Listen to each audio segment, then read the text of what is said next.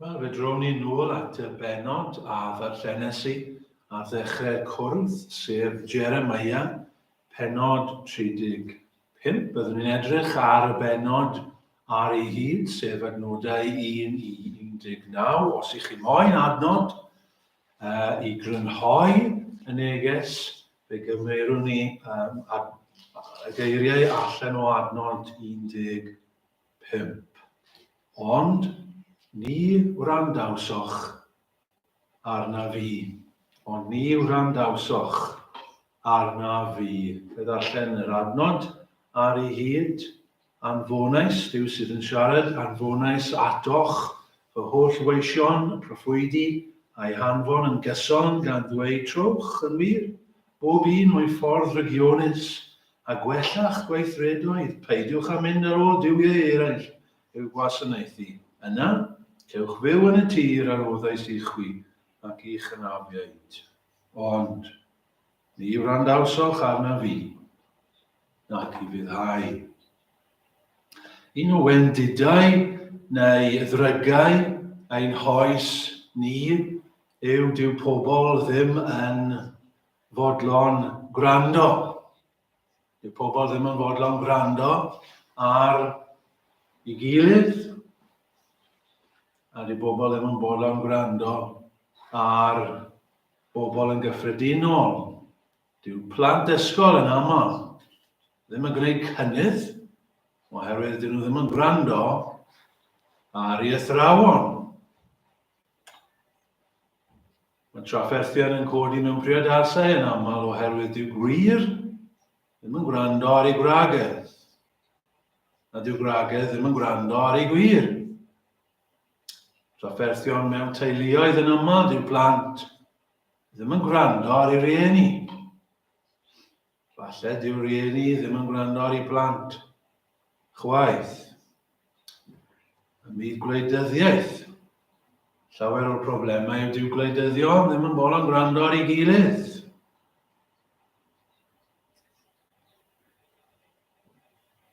Ym myd gwaith yn aml iawn. Dyw reolwyr ddim yn fodlon gwrando ar ei gweithwyr. Allwn ni fynd ymlaen ac ymlaen. Ond y trychineb mwyaf, wrth gwrs, yw dyw pobl ddim yn fodlon gwrando ar Dduw. Dyna'r trychineb mwyaf. A dyna sydd yn y benod. Dyna thema'r benod. Dyma yw cwyn Duw yn erbyn i bobl dyn nhw ddim yn bodlon gwrando arno fe. Mae Duw yn y benod yn gwneud cymhariaeth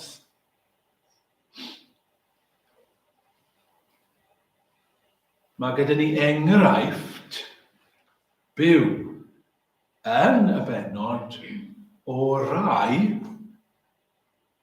sydd wedi gwrando ac yn parhau i wrando. Y Rechabiaid hyn, y Rechabiaids yn Saesneg. Maen nhw yn cael eu gosod o'n blaen ni ac o blaen Juda fel enghraifft o rai sydd yn gwybod beth yw gwrando. Mae'n helpu ni.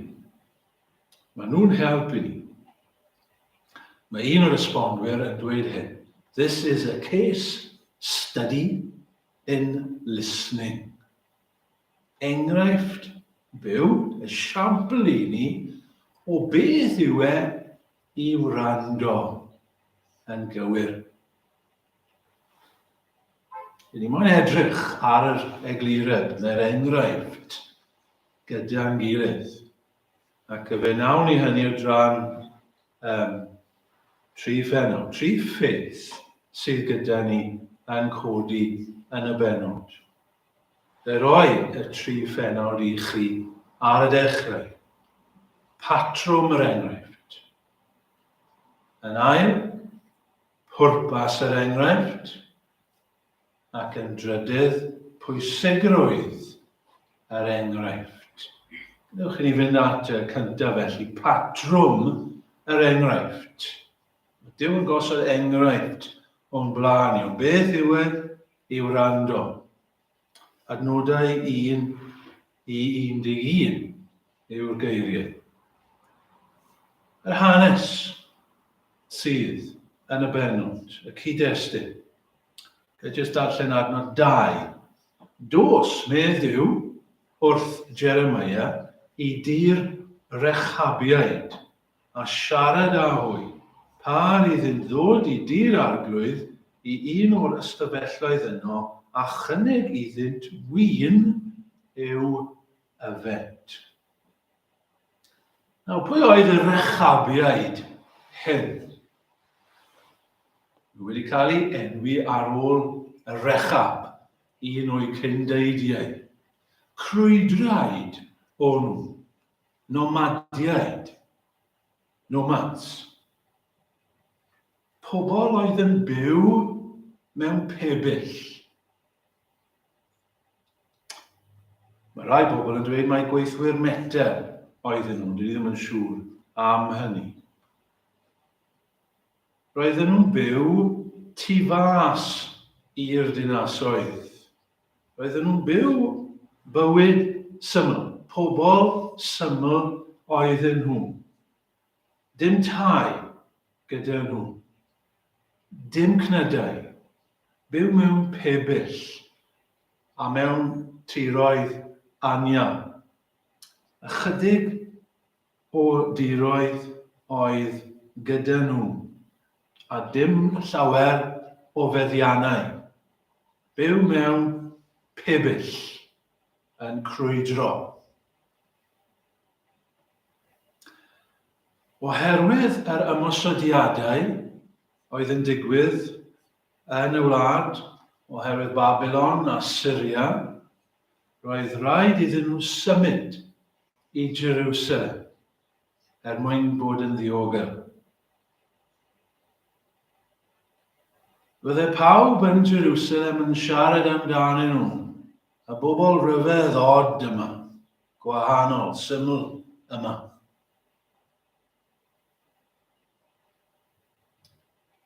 Eccentric. Ond mae Duw yn ei defnyddio nhw fel dameg trwy Jeremeia. Mae'r proffwyd yn ei gwahodd nhw, y bobl yma ar Rechabiaid od, i'r deml, y sawl stafell yn y deml. Ac mae Jeremeia yn cael ei orchymyn gan Dduw i osod o'i blaen nhw cwpanau llawn gwyn.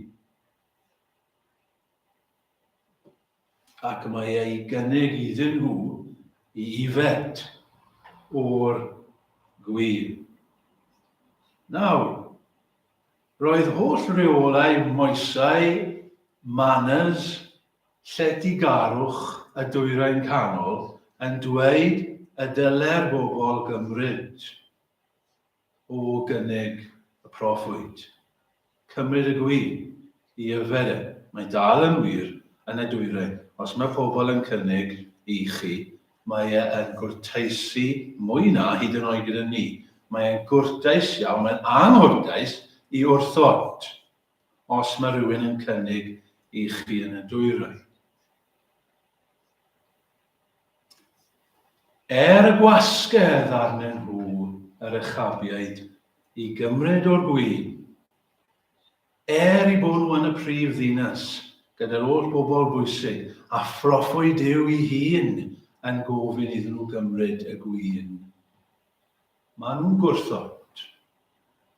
Dyn nhw ddim yn ildio i'r gwasgedd yma. Mae'r Rechabiaid yn gwrthod cymryd. Ac maen nhw'n egluro pam.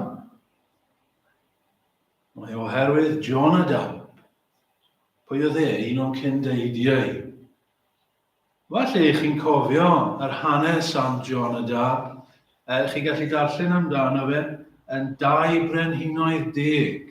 Chi'n cofio Jehu? Jehu oedd y brenin, ni'n meddwl amdano fe, dyma bach yn wyllt, ond oedd e wedi adweithio yn erbyn addoliad Baal, oedd wedi mynd yn remp yn Israel, adeg Ahab. A Jehu wedi codi, ac roedd Jonadab gyda fe. A dyma nhw yn gweithio'n galed i ddiwygio o wlad, i gael gwared yr holl eilyn addoliaeth Baal. A phopeth oedd yn mynd gyda fe, a chi'n cofio, roedd Baal yn ddiw frwythlondeb, ac roedd yn ifed lot, ac yn anfoesoldeb yn mynd ymlaen. Ac roedd Jonadab yn un o'r diwygwyr selog yma, ac yn ei adwaith yn erbyn yr holl anfoesoldeb. Mae e'n gorchymyn wrth ei deulu i beidio ifed gwyn.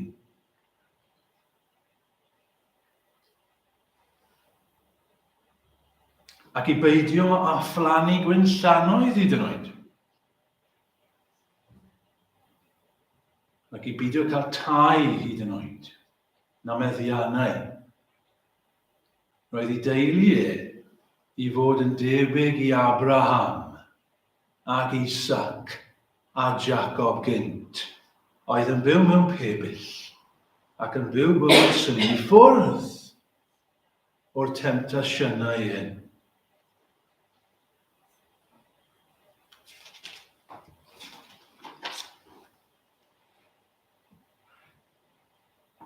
Ac mae ddisgynyddion plant Jonadab a wyrion Jonadab a gor-wyrion Jonadab. 250 o flynyddoedd yn ddiweddarach. Dal yn ffyddlon. Dal yn crwydro. Dal yn ymwrthod â gwyn. Dal yn byw bywyd syml. Dyma bobl sydd yn gwybod beth yw gwrando. Dyma bobl sydd yn deall beth yw ei fyddhau i orchymyn rhywun. Maen nhw'n deall ystyr y gair gwrando. A mae Duw yn ei cymeradwyo. Mae Duw yn ei gosod nhw i blaen nhw. Mae Duw yn canmol, yn ei cyflwyno nhw i bobl Juda fel gwrandawyr da. Good listeners. Dyna'r pwynt cyntaf felly. Patrwm yr enghraifft. Mae'n arwain at ail, at pwrpas yr enghraifft, adnodau 12 i 16. Ein ni wedi gweld fod Duw yn dal y bobl hyn o flaen y bobl fel enghraifft dda o beth yw i wrando. Dyma'r ddameg. Mae pam? Pam mae e'n gwneud hyn? Beth yw pwynt yr enghraifft?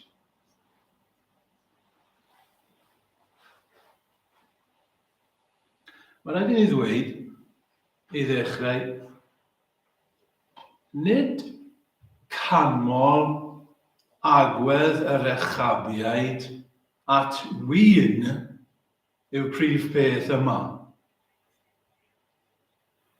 Nid canmol fel y cyfryw y llwyr ymwrthod y mae Duw.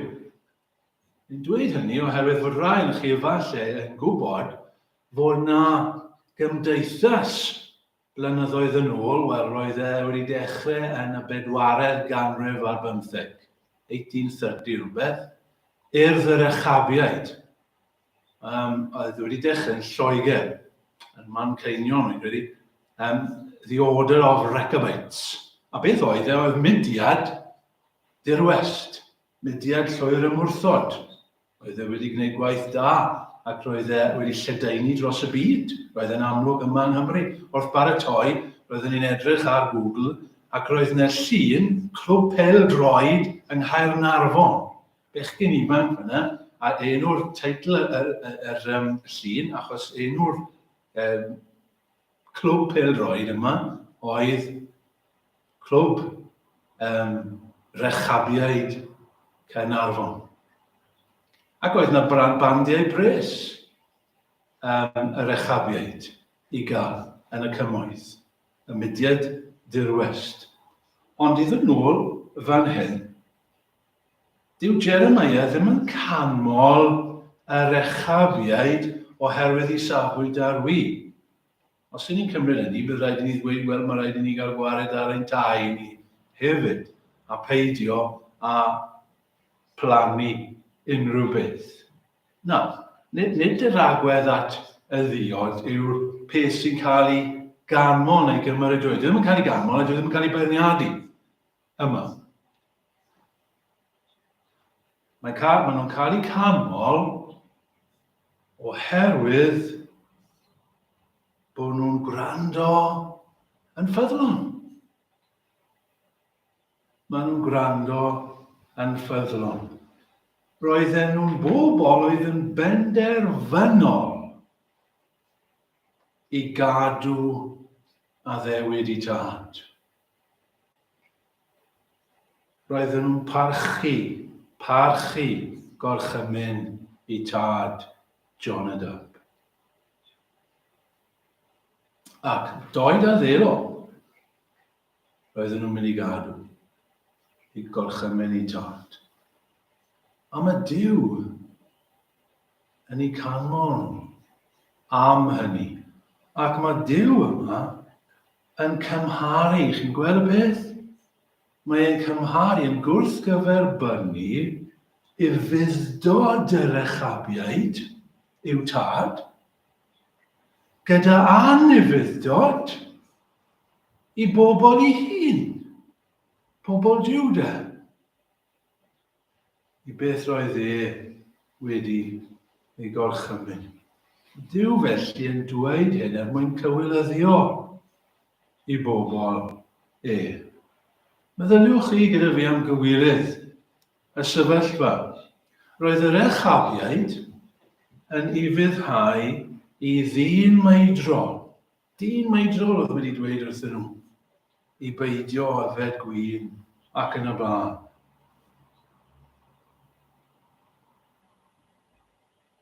Roedd Duw anfeidrol wedi rhoi gorchmynion i Juda. Roedd Jonadab wedi dweud wrth ei blant unwaith yn unig, peidiwch yfed gwin. Nhw wedi gwrando. Roedd Duw wedi dweud a dweud wrth ei bobl ei hun trwy'r canrifoedd. Dweud a dweud wrthyn nhw. Danfon proffwydi atyn nhw. Dyn nhw ddim yn gwrando arno fe. Roedd Jonadab ag addewid am y ddaear yma'n unig, tra roedd Duw ag addewid oedd yn para am byth i'w bobl ei hun. Dewch ar eiriau Duw ei hun. Yna daeth adnod 12. Yna daeth gair yr arglwydd at Jeremeia dweud, fel hyn y dywed arglwydd y lluoedd Duw Israel. Dos a llefara wrth bobl Juda a phreswylwyr Jerusalem, ond i chymerwch eich disgyblu i'w rando fy ngeiriau, medd yr arglwydd. Fe gadwyd geiriau Jonadab, fab Rechab, pan orchmynodd i'w blant nad yfent gwyn, oherwydd nid ydynt yn ei yfed hyd heddiw, ond ymaint yn i fyddhau i orchymyn ei tad. Ond i mi lefar 2 wrthych. Nid ydych fi'n i fyddhau i mi. Anfonais atoch fy holl weision, y proffwydi a'i hanfon yn gyson gan ddweud trwch yn wir bob un o'i ffordd regionus a gwellach gweithredoedd peidiwch a mynd ar ôl diwiau eraill i'w gwasanaethu. Yna cewch fyw yn y tir a roddais i chwi ac i'ch anafiaid.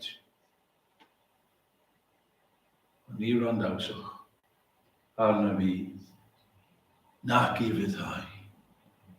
Cadwodd meibion Jonadab fab Rechab o'r chymyn ei tad, ond nid I fyddhaodd y bobl hyn I mi. Dyma'r pwrpas felly. Dyma'r pwrpas yr enghraifft. I gywilyddio pobl Dduw. Os gall y bobl hyn, y Rechabiaid, wrando ar ddyn. Pam na allwch chi? Wrando arna I. I chi'n bolon, mae rhain yn bolon gwrando I ryw orchymyn llai pwysig.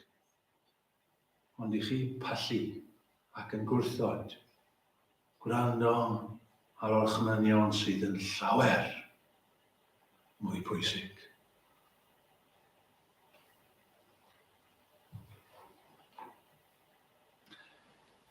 Mor gyfoes yw hyn, ffrindiau, I ni. Does dim byd yn newid.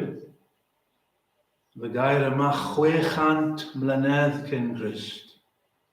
Ac eto, fel wy'n dweud, mor wir a chyfoes hyd heddiw.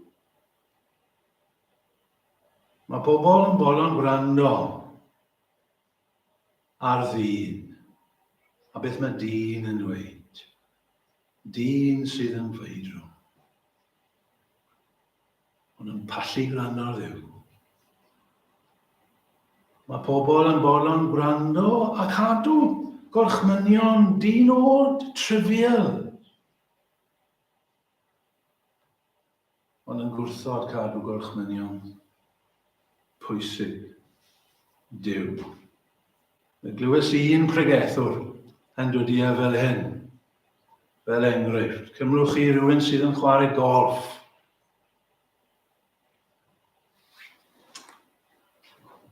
Dyn yn chwarae golf. Bydd rhaid chi'n deall yn well na fi. Ond mae yna reolau yn golf yn oes e. Mae yna cod yn y gêm o golf. Chi wedi cadw ato fe. A fe fydd y dyn o golffiwr yn cadw at y reolau hyn. Bydd ddim yn meddwl torri reolau hyn. Chi'n bod, mor anodd yw hyn, efallai symud y bel neu rhywbeth. Na, dwi ddim yn ei wneud hwnna. Bydda ni'n torri reolau golf.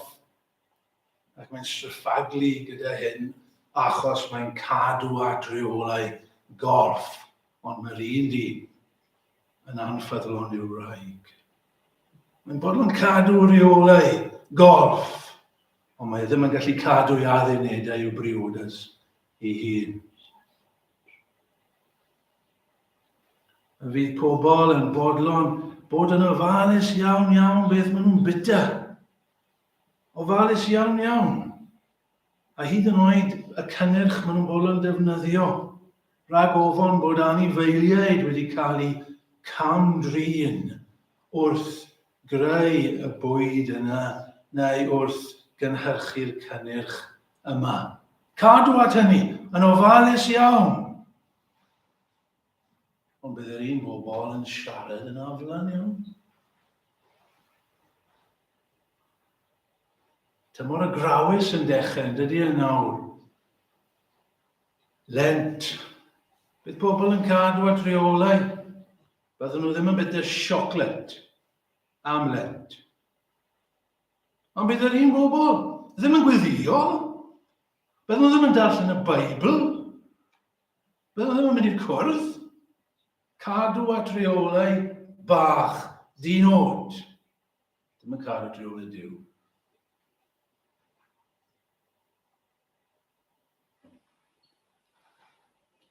Ni wrandawswch arna fi. Y Duw sydd wedi'n creu ni. Y Duw sydd yn gwybod beth sydd eisiau ni. Y Duw sydd yn gwybod beth yw ei fyw yn iawn. Mae wedi rhoi reolau I ni er mwyn I ni gael bywyd.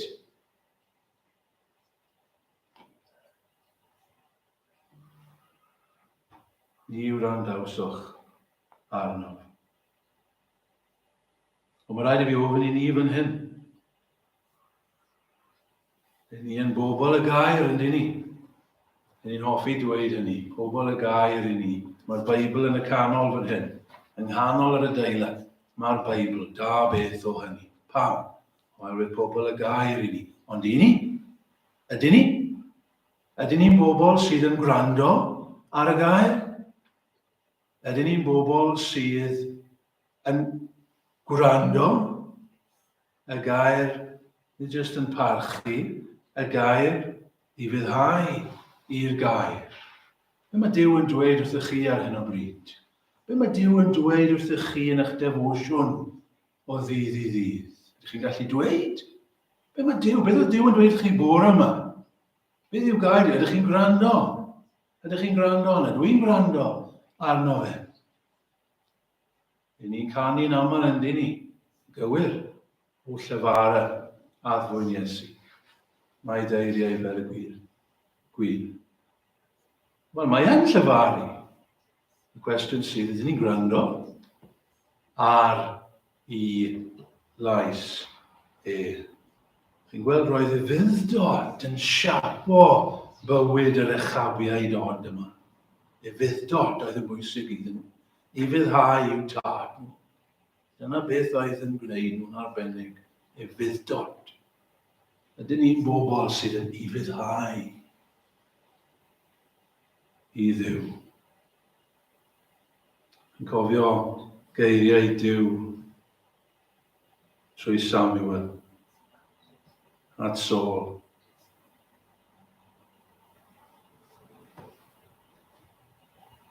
Wyle gwrando sydd well nag aberth ac I fyddhau na braster herddod.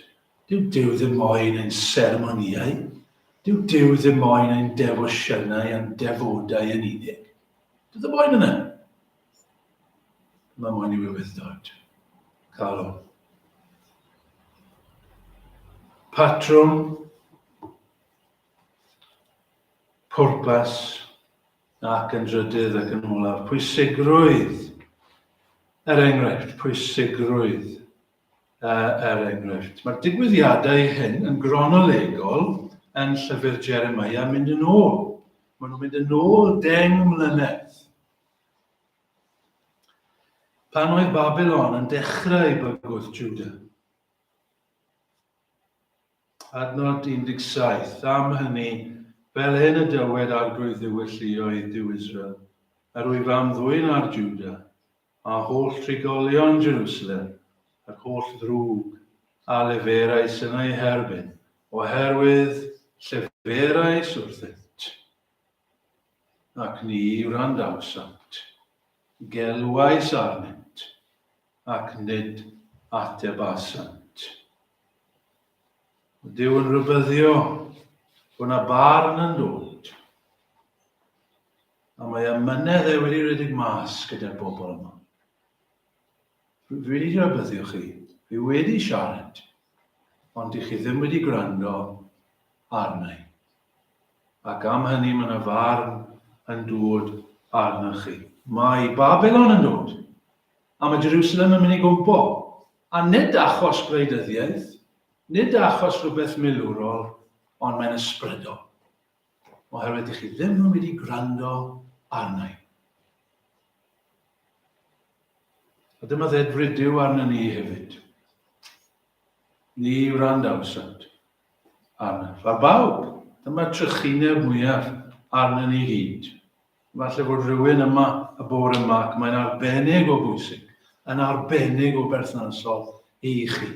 Mae Duw yn dweud wrthych chi, rybyddio chi. Clyw, rwy wedi siarad a siarad, wedi rybyddio, wedi galw, a ti ddim yn gwrando arna. Dwi ti ddim yn ymateb. Dwi ti ddim yn I fyddhau I fi. Pa mor ffôl I ni'n gallu bod. Pa mor ffôl yn anwybyddu rybyddion Duw. A ffôl hefyd, nid yn unig am anwybyddu oherwydd beth sydd I ddod. Ond oherwydd y deioni. Ein ni'n colli mas arno fe. Mae Duw yn addol bendithion I ni. bendithion i'r rhai sydd yn gwrando yn ffyddlon. Ac mae'n eglurau o hynny fan hyn yn does e. Mae'n dod trwy yn y benod. Mae Duw trwy esiampl yr Rechabiaid hyn yn dweud. Oherwydd i ffyddlondeb nhw, mae'n mynd i fendithio nhw adnod 18. Ac wrth deulu Rechabiaid, dywedodd Jeremeia, fel hyn y dywed yr arglwydd y lluoedd Duw Israel. Oherwydd i chwibyddhau o'r chymyn John y Daf eich tad, a chadw ei holl ddeddfau a gwneud pob beth ar chmynodd i chwi. Am hynny, fel hyn y dywed arglwydd y lluoedd Duw Israel, ni fydd John y Daf, fab Rechab, beth heb wr i sefyll yn fy ngwydd. Mae hwnna'n hyfryd yn diwedd. Oherwydd i ffyddlondeb nhw, mae Duw yn addo i'r teulu yma. Bydd rhywun gyda chi o hyd yn fy ngwasanaethu. Bydd y teulu mynd mlaen. A chi'n gwybod, chi'n gallu darllen yn Jeremeia, degawdau yn ddiweddarach, wrth iddyn nhw adeiladu muriau Jerusalem. Gael ddarllen i chi fan hyn. Mae'n dweud fan hyn yn Jeremeia 3 ac adnod 14. Pwy hefyd atgyweiriodd y mir am 1000 o gubyddau hyd at Borth y Dom, ond atgyweiriwyd Porth y Dom gan Malachaia. Pwy oedd e? Fab Rechab, reolwr ranbarth Beth Hakerem. Yr holl flynyddoedd yn ddiweddarach. Roedd yna rhywun yna dal yn teulu Rechabiaid yma, yn gweithio dros Duw. Mae Duw yn anrhydeddu y rai sydd yn gwrando arno fe. Mae Duw yn bendithio y rai sydd yn gwrando arno fe. Dyma pam dylen ni'n siŵr bod ni'n gwrando arno fe. Mae'n fendith i ni. Mae'n fendith i ni yn y bywyd yma. Heb sôn am yn y bywyd sydd i ddod. Wel, mae'r eisiau fydd wedi ben. Fe ddaeth y Rechabiaid yma i Jerusalem. Y bobl rhyfedd yma, y bobl eccentric yma, Puritaniaid yma, a ffundamentalwyr yma. Hen ffasiwn i ffordd. No dim ots dyn nhw. No dim ots dyn nhw. Trwy ei esiampl, fe lwyddon i gyhoeddi fod e'n bosib i fyw o dan awdurdod un arall. Mae e'n bosib i fyw yn wahanol. Mae e'n bosib i wrando ar lais ac i fyddhau i lais rhywun wahanol. A dyma ran o'n galwedigaeth ni, ffrindiau, os y'n ni'n Gristnogion. Dyma ran o'n galwedigaeth ni, i fod yn Rechabiaid, os allai ddwydie fel yna. Nid oherwydd y manylion, nid oherwydd y llwyr ymwrthod, byddwn ni'n dadlau, byddwn hynny'n beth da yn y dyddiau yma, gyda pobl yn mor ddibynnol ar gwir a alcohol, byddwn fe'n beth da petai Gristnogion yn dangos i'r byd yma. Nad oes angen gwin arna ni, nad oes angen alcohol arna ni. Ond nid yna'r prif beth yma.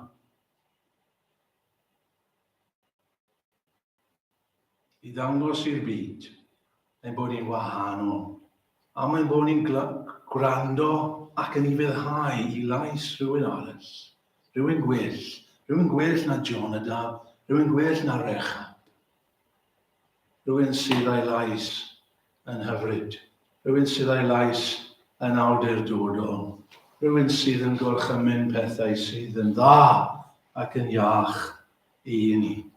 Yn cerdded i ryw guriad arbennig trwy'r ddeiar, trwy'r byd yma. Ond i ni'n cerdded i ryw guriad gwahanol. Yn y gobaith bydd pobl yn sylwi arno ni. Ac yn cael ei denu ato fe. Yn y siop HMV. Mae yna siop HMV yn oes e. Chi'n gwybod beth yw HMV? Chi'n gwybod beth mae'n sefyll HMV? No. His Master's Voice. A mae'n y logo i'r siop HMV yw ci bach. Mae enw'r ci, yw diango fe enw'r ci. A mae'n gwrando fyna wrth gramophone yn dyfe. Mae'n sefyll fyna. Yn y stori mynd debyg tu ôl, credu oedd y meistr ci wedi marw. A wedyn mae'n clywed y llais ar y gramophone. And he's listening to his master's voice.